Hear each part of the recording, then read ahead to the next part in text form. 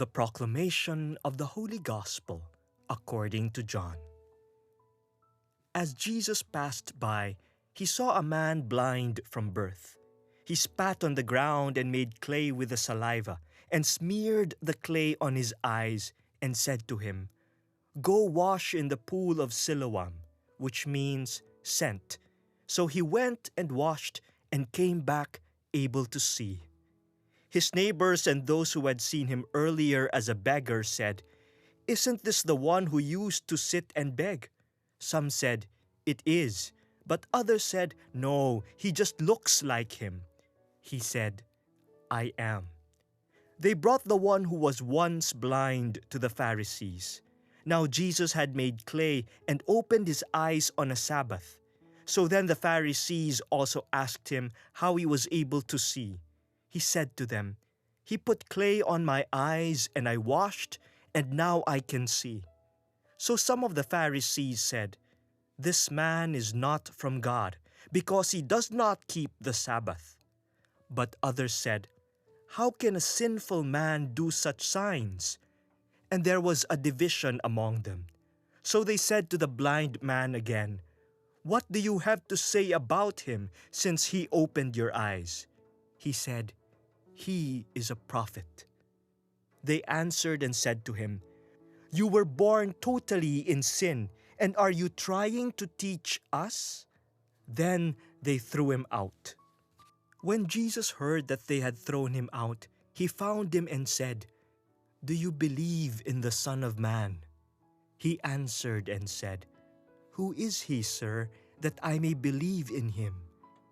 Jesus said to him, "You have seen him, and the one speaking with you is he." He said, "I do believe, Lord," and he worshipped him. The Gospel of the Lord. Our Gospel for this Sunday is taken from St. John.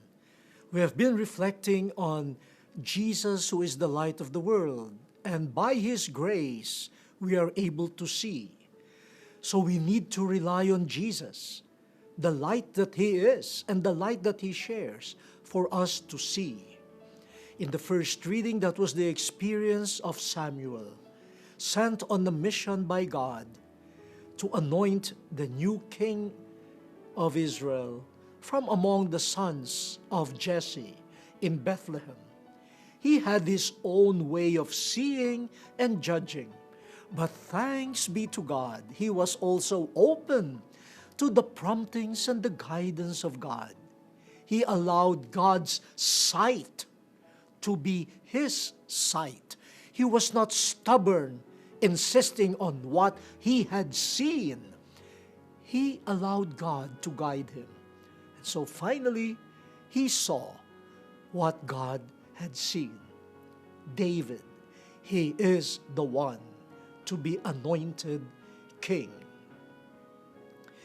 In the second reading, St. Paul reminds the Ephesians that they used to be in darkness, but now they are light in the Lord. Again, they cannot be light in themselves, and they cannot persevere in the light by relying only on themselves. By their openness to the Lord, they could see the light and they could act in the light. Their deeds will be deeds of light rather than darkness. So again, from seeing to action, dependence on God, dependence on God's light spells out the difference. In the Gospel, we have the story of the man born blind and his encounter with Jesus. Jesus, the light of the world, will lead him to sight.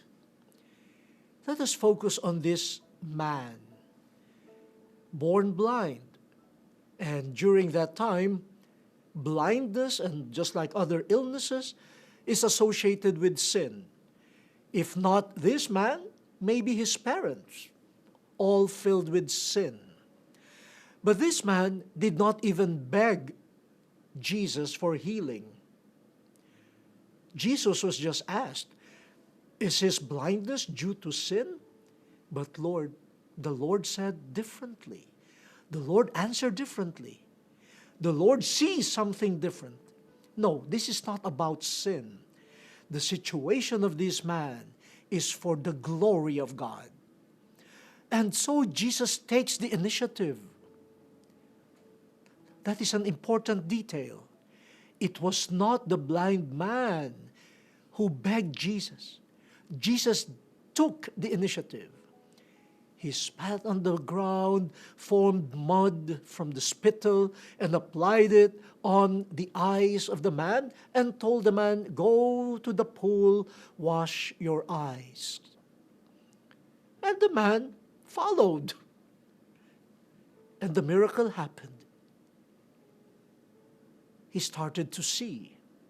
But apparently, he did not see Jesus yet. And then there was a series of questioning. People could not believe that he was the same man. The Pharisees even doubted whether he had been born blind, for they could not believe. They could not believe that a miracle would happen to a sinner, and that a man who violates the law of the Sabbath could come from God and do marvels. But this series of interrogation led the man to be resolved, convinced that the one who did the miracle must be a prophet, must have been sent by God.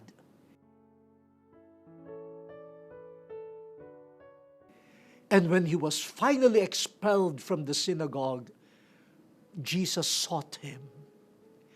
Jesus again took the initiative, looking at him, seeing him, and then invited him to see in faith. Do you believe in the Son of Man? And he said, yes.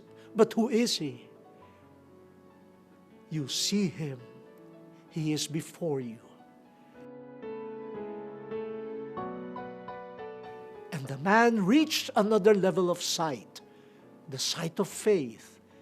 He worshiped Jesus. The Pharisees were so sure of their sight, were so sure of their knowledge, of their interpretation of scriptures, that they did not need grace. They did not need the guidance that Jesus, the light, was offering to them. In fact, they resisted that light. And so in the end, they were the ones who became blind. My dear brothers and sisters, this might be a simple lesson, but at a time where we claim there is so much darkness enveloping the world, where families, neighborhoods are experiencing their own brands of darkness, when we ourselves are confused, we do not know the way, we do not see, we do not fully understand, let us be humble. Maybe the Lord allows us to experience this blindness, this darkness, so that we could open ourselves again to the true light, Jesus, and let Him restore to us the sight that we need. The more we proudly hold on to our own sight, we might continue living in darkness.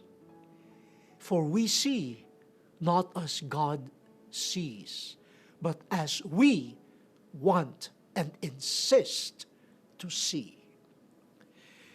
You know, this is part of the mystery that people who have worked in formation, whether seminary, religious life, or lay formation, has experienced a number of times. No, as a young priest, I've engaged in so many conversations about seeing who is appropriate to be a candidate for ordination, for final vows, etc. I remember one meeting, I was just a guest, and my opinion was asked about some students. I gave my opinion. But I realized that many of the professors and formators at that time saw something different. So they were divided. Some people were not passed for ordination. But I remember one particular case. They were evenly divided until the rector of the house said, "Okay, let us give him a chance." A few years later, the 25th anniversary of that seminary, I was a guest again. And I saw that person, now a priest. And I asked the former professors, how is he doing? As I remember, there was a heated discussion whether he could be a good candidate. And the former rector said, with a smile, "He is our best missionary." Said, it was good that at that time, there was a bit of openness to how God sees the human heart. My dear brothers and sisters, patience, humility. Let Jesus, His light, guide us to sight. The word has been exposed. Let us now fulfill it.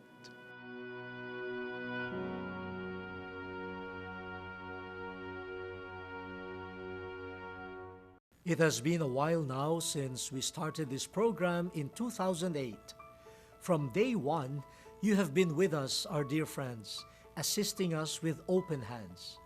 We are inviting you once again to be our partners in this ministry. Following the mandate of the Lord to bring the good news to all, we can continue to broadcast and reach more people with your support, bringing the good news to them through television and the internet. Friends, your offering would be very much appreciated. Thank you. May the Lord reward you 100-fold.